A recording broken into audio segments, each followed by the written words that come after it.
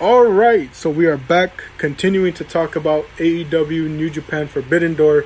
Last we left off in the last episode, we were talking about the Fatal 4-Way for the new AEW All Atlantic Championship between PAC, Malachi Black, Miro, and New Japan's Clark Connors. And we didn't get to finish talking about it because time was running out. But so, of course, there was a bunch of other spots in the match, but getting towards the finish, it's looking like the obvious is going to happen. As we mentioned towards the end, we kind of thought Miro was going to take the win. Yep. He gets PAC, and I think he just calls it the game over. I'm pretty sure. I think so too. And the entire time, because I know PAC is a flexible guy, I was waiting for Miro to do the spot where he pulls him back, but he doesn't get it off. Instead, we see Malachi Black slip into the ring and spray Miro with the black mist. Yes. Neutralizing the Redeemer. And then, what happens next? Oh gosh. It all happened so fast. Yeah. But what definitely happens at some point, PAC recuperates. How does Malachi find his way on the ground? Is it Clark Connors? Yeah, I think Clark Connors got him in a figure four, or then like Malachi might have. Oh, that's right. He's got him in some like a heel hook. And PAC goes up for the old Charlotte in your house finish. Right? He's going to hit his black arrow on the on the submission. Yeah. Oh, and like a beast jack, like an absolute beast, hits his black arrow on Malachi Black. Does he pin Malachi Black? No. He wraps Clark Connors up in the Rings of Saturn, whatever he calls it. Oh, and the man he has to tap. Yeah. And so PAC, and it's funny we mentioned it, so we got to give props here. PAC, a day one talent in AEW, rewarded with this new title.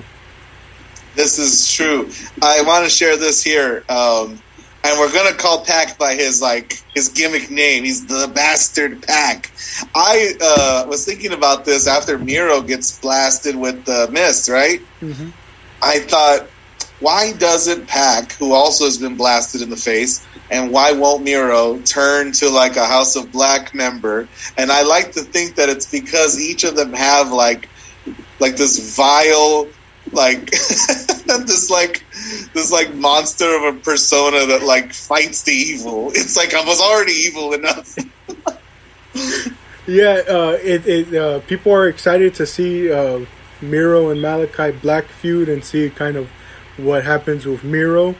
Obviously, PAC wins the title, and Clark Connors has a huge showing. As we mentioned, they gave him a lot of spots, and the funniest one I saw.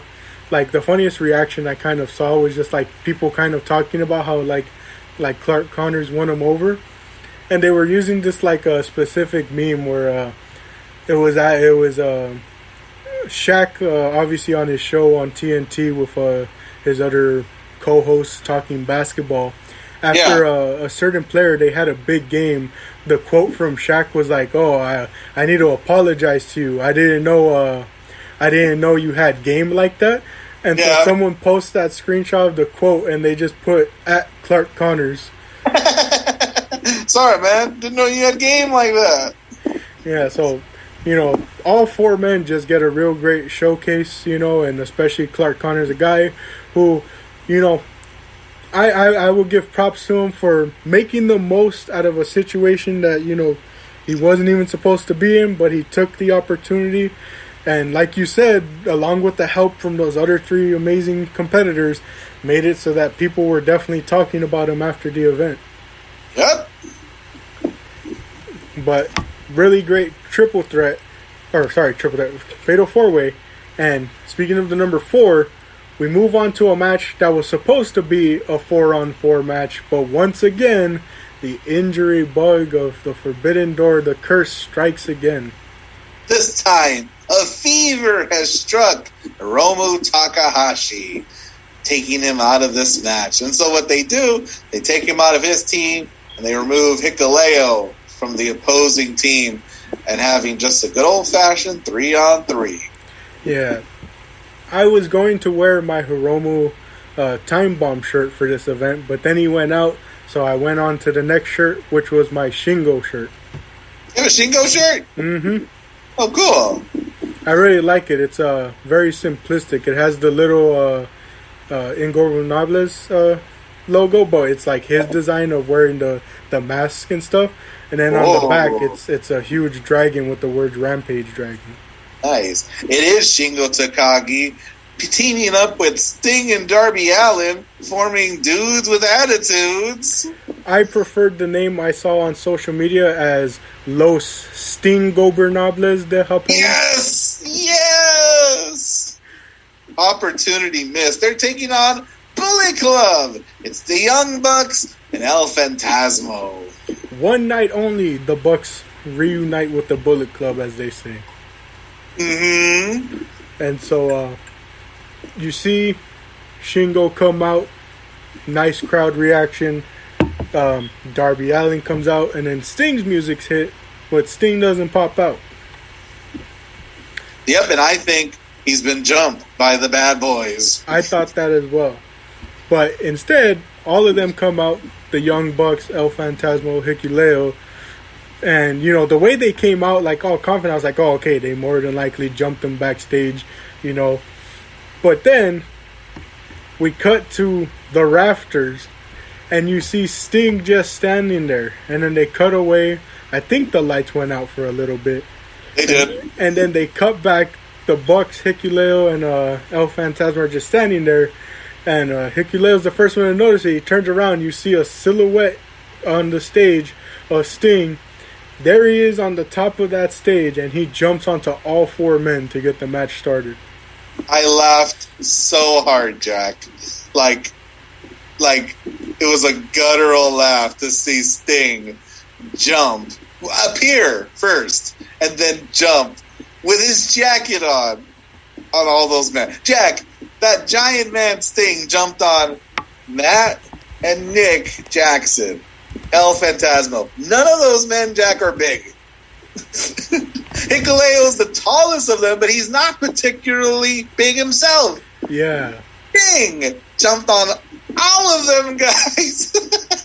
And then Darby Allin comes out of nowhere with his skateboard and starts laying it into Hikuleo. Kevin Kelly or somebody else on commentary calls it out as, hey, they know there's a one-man advantage on the other side, so he's neutralizing him by beating him to death with a skateboard. Yeah, and keep in mind, everybody, this is 62-year-old Sting.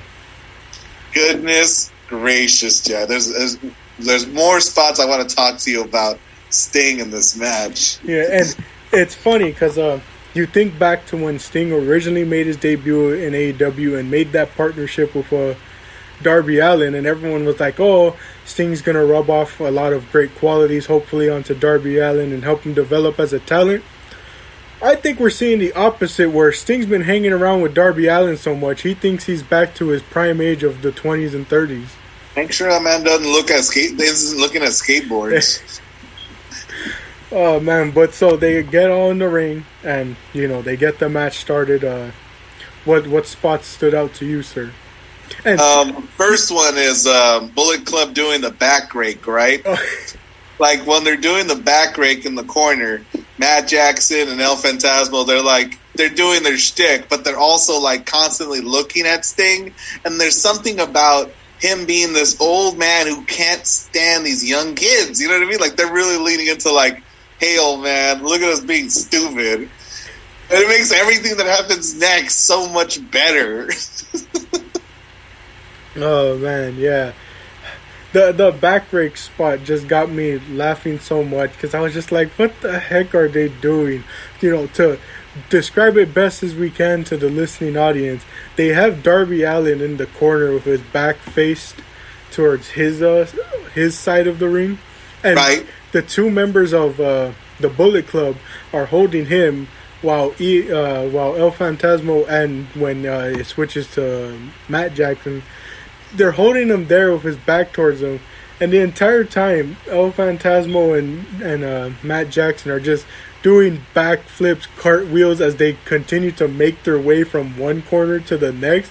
And when they get close, they do more theatrics to go back and then forward. Doing all this just to go up to Darby Allin and rake the back with their fingers. Just scratching him. It's just all that hype for a scratch. So funny. Yeah, oh man.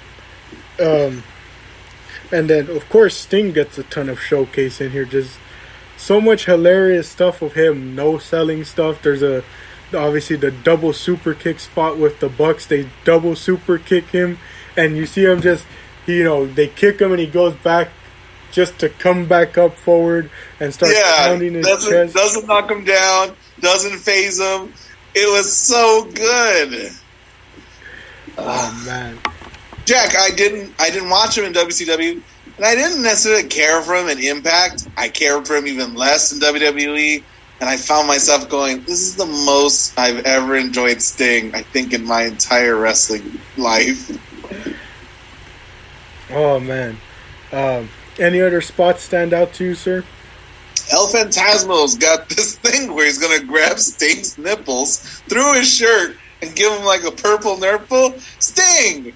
Again, like Okada's got like a 99 stat on a video game coming soon. He's no-selling it, and later gives it back to El Phantasmo. Oh, man. That stuff was real fun. I can only imagine, because there was a bunch of, like, diving spots and all this, like, theatrics and fast-paced action. I can only imagine what it would have been like had Hiromu been in there. Yes. But I'm also a little bit glad he wasn't, because if you remember, we talked about some of our dream matches for this. I think one of the ones I listed was having a guy like Hiromu go against Darby Allin or Swerve Strickland. Yeah, this one, we got Darby Allin kind of up against... I don't know how often he was up against El Phantasmo. When you think about, like, him up against the two Jackson brothers. Actually, it's something we've either seen... No! Didn't the commentary say that they've never been in the ring with them? I think so. I don't think they've ever been. So, like, there's some, like, want to sort of say they've checked off a dream match, Sting and Darby Allin versus the tag champs. But that doesn't count. Yeah, and it's not like... other than the Bucks, which he might have even faced him, I don't know for sure, but like Shingo, it's not like there's anyone on the other side of the ring that he's never faced against. Exactly. He's just come over to say, oh, I heard you got a Bullet Club problem. I know how to deal with that. I've been dealing with it for the last 4 years. Yeah. But surprisingly, he's the one that gets the closing offense. Yes. I forget what is the move he hits, but they kick out of it. I think it was I forget what the move is called. It's like the lariat move? No, it wasn't. I think it was the lariat, but then he also hit. Oh my gosh, why am I'm remembering what the finishing move that he used was, but it's the Last Dragon. Yeah, the Last Dragon is the move he hits to finish it. They were saying he was gonna hit another move. I forget what the name is. It's something in Japan. Made in Japan? I think it is made in Japan. Yeah, because like there's like a made in Mexico thing. I think it's made in Japan. Yeah, and like commentary brought up that like he was thinking ahead towards the G1 about how certain competitors who'll have to use a bigger move to finish him off. But then I kind of just looked at it and was like, well, he hit it on El Phantasmo. I don't know. Like, if it was one of the Bucks, maybe you can use that argument that he's recognizing. But I don't know if it's just me, but I was like, it's El Phantasmo. It's not like he would need the Last Dragon to finish him off. Shingo fit so perfectly between the giant Sting and the tiny Darby Allin. He fit perfectly in that, like, little triangle that they made. Yeah, but the baby faces win. Yeah, and I was real glad to see Shingo. I mean, obviously, I get to see him whenever I watch New Japan. And now Sting has come face to face with the Horsemen, with the NWO, with DX, and with Bullet Club. What a career! What a career! And yeah, the movie is called Made in Japan, and then the other one is The Last Dragon. But good to see Shingo. good to see. Very entertaining match between these two teams. And we move on to the only women's match on the card, of course, because New Japan does not have a women's division. They are partnered with Stardom, of course, who you can look at that as the unofficial but not really official women's division for New Japan. But they did not cross the forbidden doorway. Yeah, they did not cross. I try and refrain from talking about AEW's women's division because people. I said this in my video when I was discussing the TNT title. I said people a lot of times avoid the criticisms and accountability for especially the AEW women's division booking. Yeah. And so I will be the first one to say here, I am glad Stardom did not cross over because I probably would have not been happy to see what a lot of those women would have been made to put up with. Just you wait, Jack, until I share with you the stats that I collected. Yeah, so I'm glad they didn't cross over because I'll tell you what, as recently as this January, this was a Forbidden Door match to Fathom Toni Storm challenging Thunder Rosa for the AEW Women's Championship. Mm-hmm. Of course. Dream match making reality. What did you think of it? I thought it was pretty good, but I don't know. I wasn't really distracted during the match, but it felt like it was over in a flash to me. Which is funny because I saw people saying the opposite. They were like, "Oh yeah, they gave this match some pretty good time," and I was like, I felt like I blinked from their entrances to the finish of the match. I also, this one was the one I was the most disappointed by. Yeah. I just didn't think, and it's so funny because get this, Jack. After the match, right? Blink and you missed it. It kind of feels like it was over before I knew it. And I think, God, Toni Storm hardly got anything in that made me think she was going to win. And then they play the replays right after the match, and I go, oh, I guess she did hit more than a few really compelling moves. And it's so funny how quickly I forgot. Yeah, I feel I'm thinking the German on the ring apron. Yeah. I remember seeing the German on the ring apron in the replay, and I remember seeing it when it happened, and I go, that's so crazy. I literally forgot that move 30 seconds after she did it. Yeah, I feel bad because I like both women involved. I definitely like Thunder Rosa and stuff, but and I always want to be invested because I'm just I want to see better for this women's division. Yeah. Because, I personally, I know a lot of fans could probably care less, but, I'm one that's, I love the variety, and I especially love seeing the women get the opportunity, and it just kind of makes me sad that I wasn't as attentive, I guess you could say, for this match, because, like I said, I blinked and I pretty much missed most of it. Something that both of us sort of need, I think, the audience, wrestling audience in general needs, is that this was a babyface versus babyface match. Yeah. And, if you don't have something compelling, if one of them isn't, being nefarious, it's hard to get into. It's hard to, there's nothing to sink your teeth into. And I didn't think of that until the end when Jim Ross, who had made it to the commentary table at this point, sort of said, what a great showing for these two. Did he call them baby faces? I can't say I remember him saying it, but I wouldn't be surprised if he... Because it was immediately what I thought. I thought, because I was trying to figure out which one of them he was a heel, and I kind of thought it was Thunder Rosa. Neither of them cheated, but she seemed like the most aggressive. So I said, call her heel. Yeah, and then the basic finish of the match was she hit her normal I guess you could call it power driver in a sense. Yep. And Toni kicks out of that, so she instead takes a book out of, they say, her mentor Dustin Rhodes. And that's right. With and no one knows. Yeah, the spinning frame buster fell kind of flat.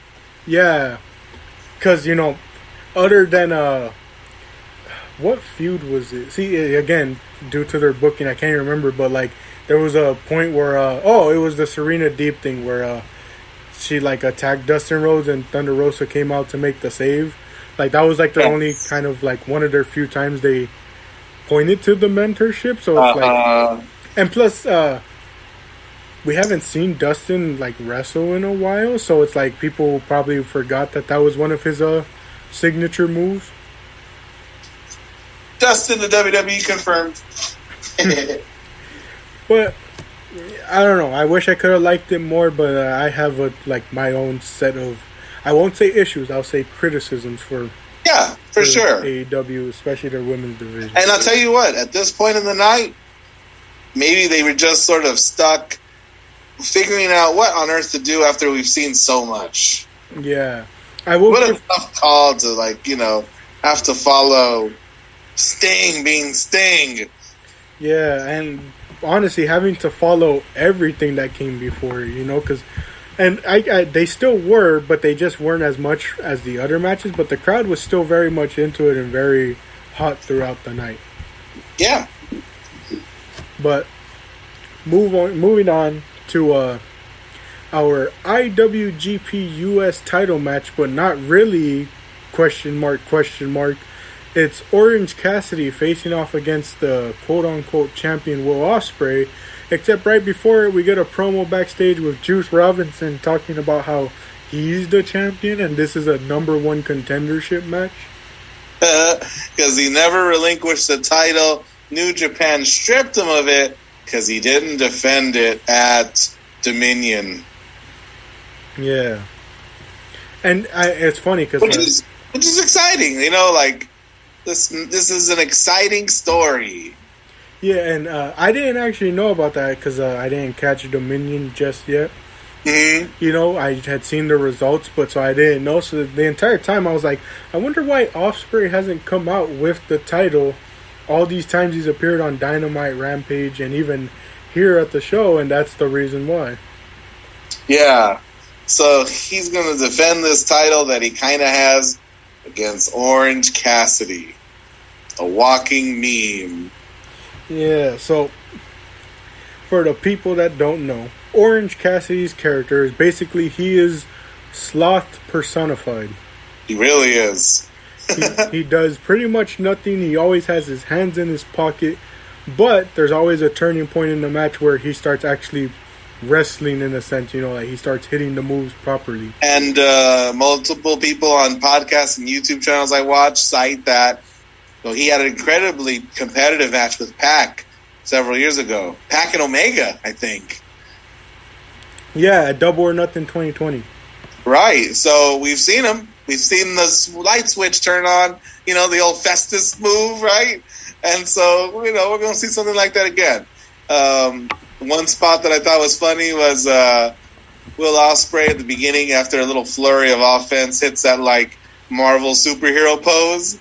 And Orange Cassidy, sloth-like, gets down on one knee, raises one hand, and he's just mocking him. And that was incredible.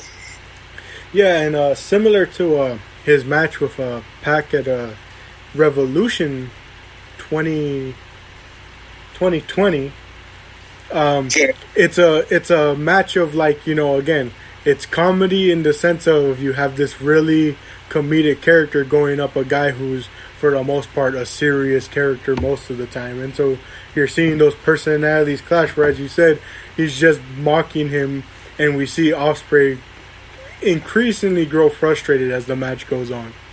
Yeah. He has Will Ospreay has him in an abdominal stretch, and he has that free hand. He starts talk about some heel heat, Jack. He puts his hand in Orange Cassidy's pocket. How dare you? Crowd's booing him, and he goes, "Oh, what did I find in here?" Flips the bird. I found the bird in his pocket. That's good. That was real good. Yeah. I saw a ton of people because just like a day or two before, Kenny Omega had an interview, and much in the kayfabe world, he talked down Will Ospreay, saying "Oh yeah, he has these 20-some 5-star matches that no one remembers or knows about because all he does is moves and doesn't do a story." Yeah. So people were like, "Oh, Ospreay must have taken that personally because he started implementing a lot of story elements while still doing the majority of the moves that you see in a ton of his matches." That guy's got some nerve. He's not even here. He's not even on the card because he can't finish a video game, Jack. Goodness. Oh, man. Any other spots stand out to you? There's obviously, again, tying to the whole... it was obviously because it was a mix of things. It was, of course, him being, just this sloth-like character, but also the match going on for a while. Ospreay setting up that elbow to the back of the head, and when he goes for it, Orange Cassidy just flops down to the ground out of fatigue. And Will, Orange sells the offense, right? He's just so spent. He flops over. But then Will sells his reaction, just like, he looks out to the crowd like, what just happened? That's not supposed to happen. Oh, there was the spot where Ospreay's like in the corner with Cassidy, and he's like mocking him. And Cassidy turns it and shoves Ospreay's face right into the camera. Yes! That camera on the turnbuckle to get certain shots. That was real fun to see. How about Orange Cassidy gets thrown into the guardrails, and Will Ospreay comes charging at him into the guardrails. But when he leaps towards Orange Cassidy, Aussie Open propel him even faster when he goes past them. Like they give him the old push on a swing. Yeah. It looked devastating. Yeah, and then to Omega's point though, there is a spot where much like Charlotte and Andrade, Ospreay tries to go for that moonsault, misses, tries to go for it again, misses again, and then goes and does a shooting star press and then a corkscrew splash, all within one sequence. Because Orange is evading him, right? But he just keeps coming after him, gets him. Yeah, he finally gets him. And he finally gets that elbow to Cassidy and gets the win. Orange kicks out of a bunch, yeah, right? He definitely got it. He doesn't put him down with the elbow. He puts him down with the Stormbreaker. That's right, yeah. You're like, what is happening? Yeah, a real fun match between the two, especially because of the clashing personalities. I'm trying to remember. I'm pretty sure, yes, after the match, they're beating down Orange Cassidy, and yes, they are. Rocky Romero and Trent Beretta try and come out and make the save, but they get beaten up. And that's it, right, sir? You think? But wait. Do you hear something? Is that a doorbell? A forbidden doorbell? Who comes a-knocking, Jack? Shibata shows up in Chicago. Goodness. And they knew him, Jack. That crowd reacted like they knew him. Kevin Kelly says from the commentary table that he can read a sign in the crowd that says, if I hear Shibata's music, I'm going to cry. He says, get that man a box of Kleenex. Because here he is. Is it Katsuyori Shibata? Yeah. The Japanese Daniel Bryan. Yeah.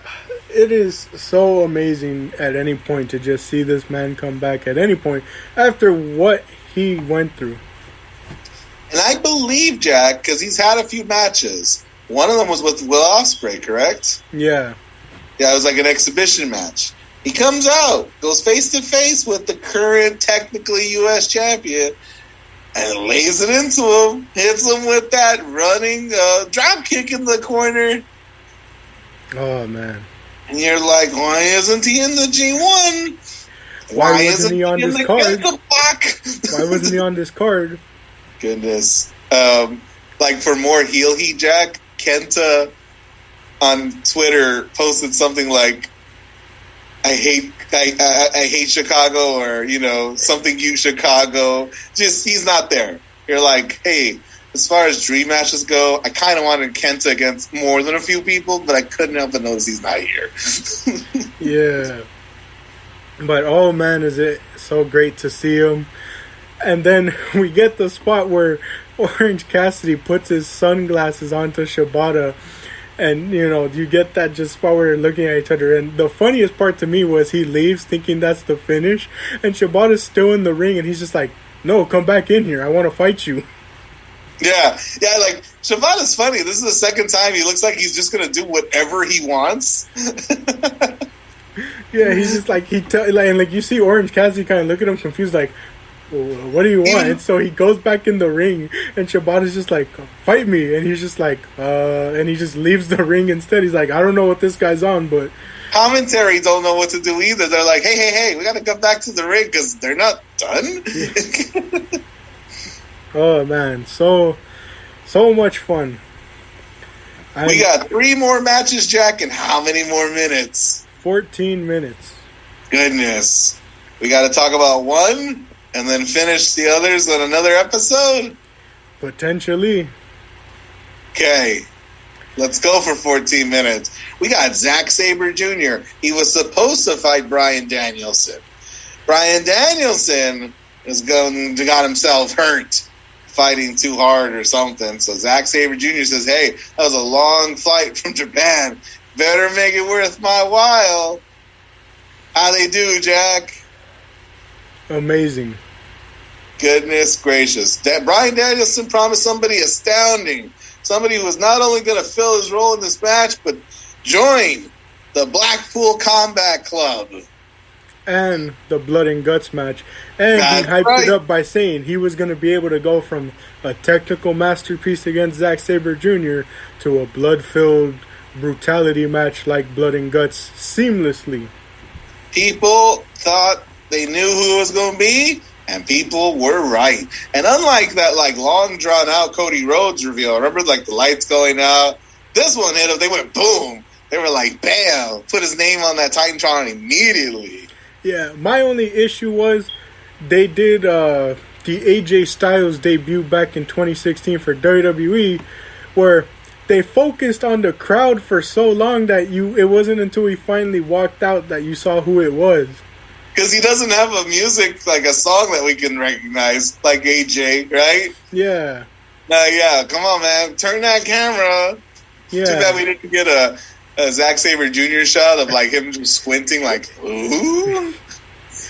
Yeah, but it is the formerly known as Cesaro, now going back to what he was known on the indies, Claudio Castagnoli, showing up to fill in for Bryan Danielson.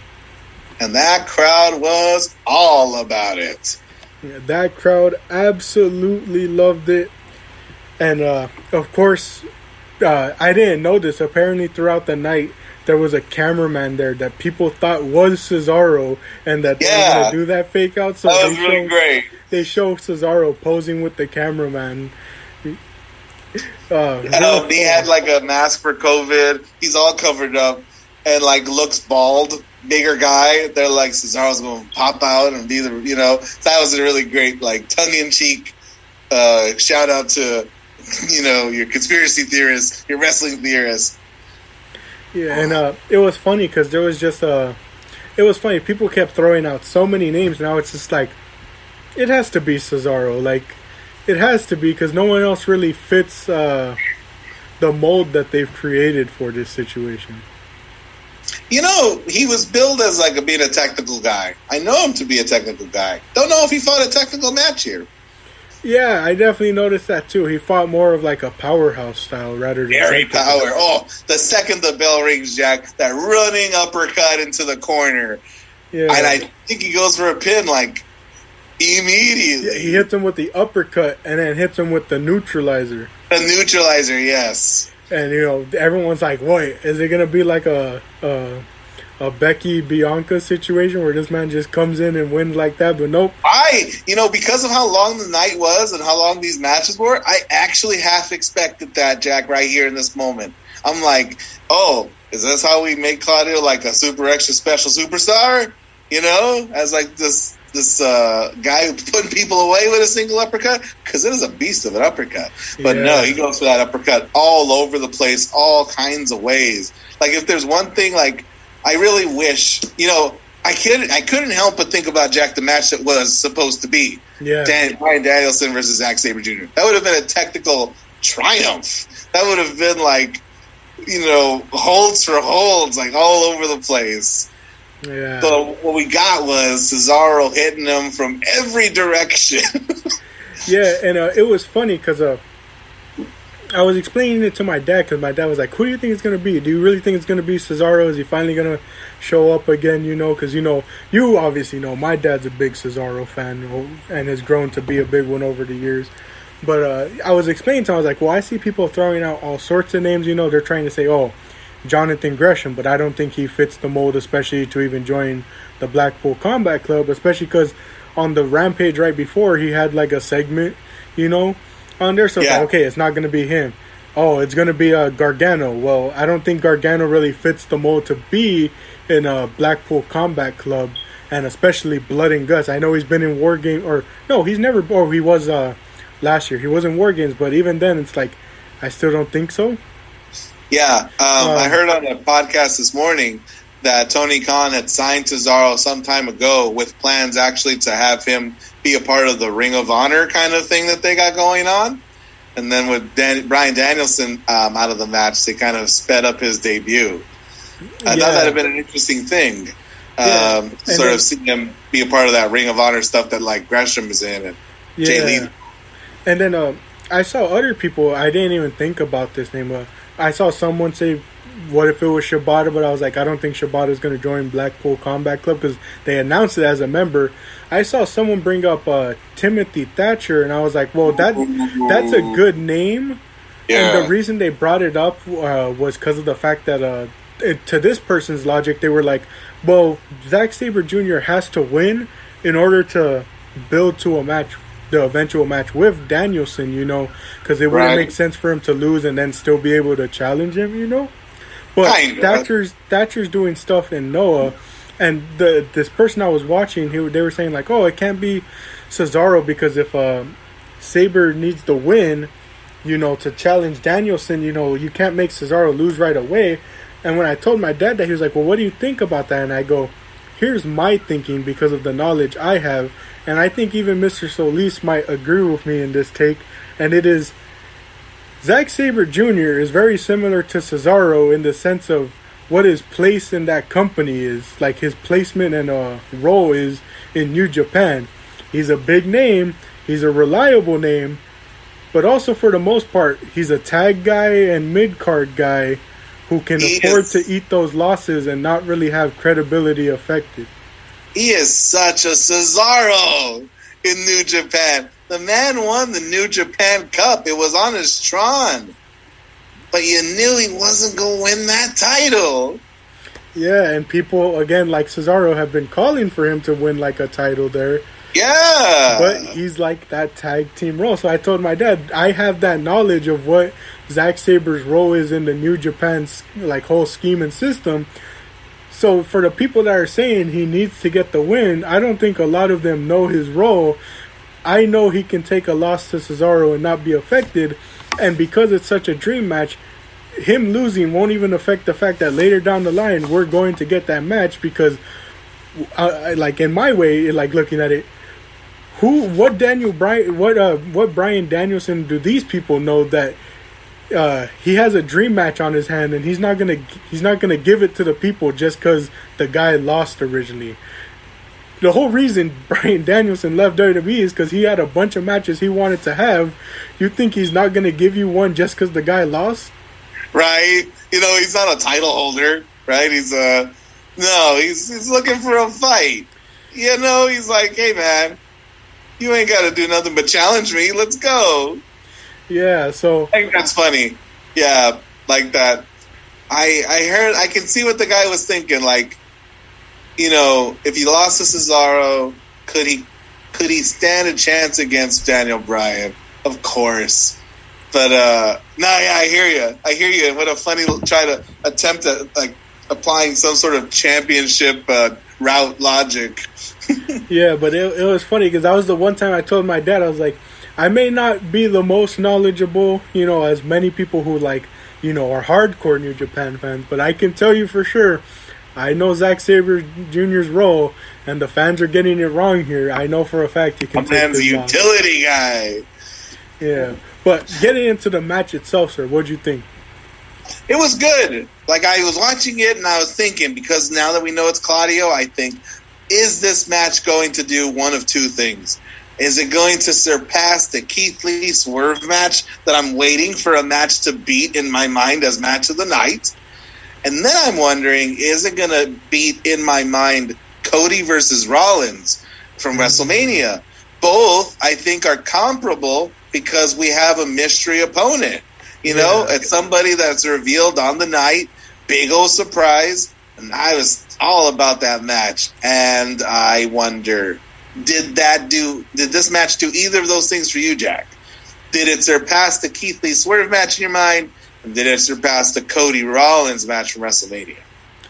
I don't think it surpassed the Cody Rollins match just because of the occasion of that match. It is almost like impossible, if you want to say, for a lot of matches to follow suit like that.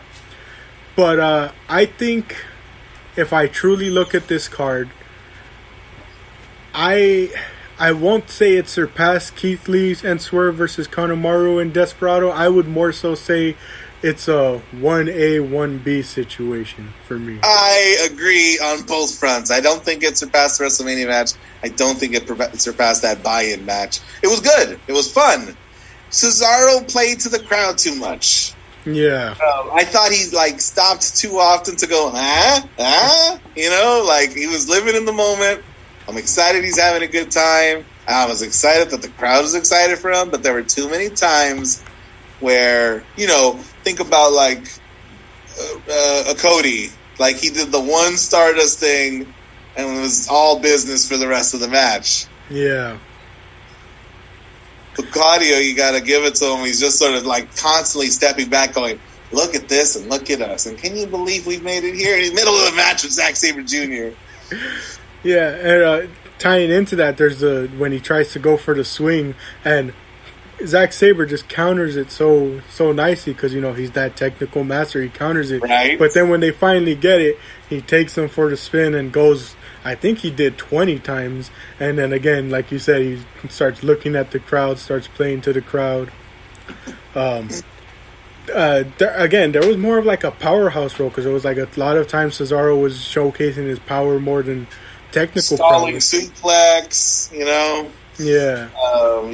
Throwing Zach all over the place. Yeah, and then you do get technical bits here and there because there's the part where, he's trying to get that sharpshooter in and Sabre counters it into a heel hook.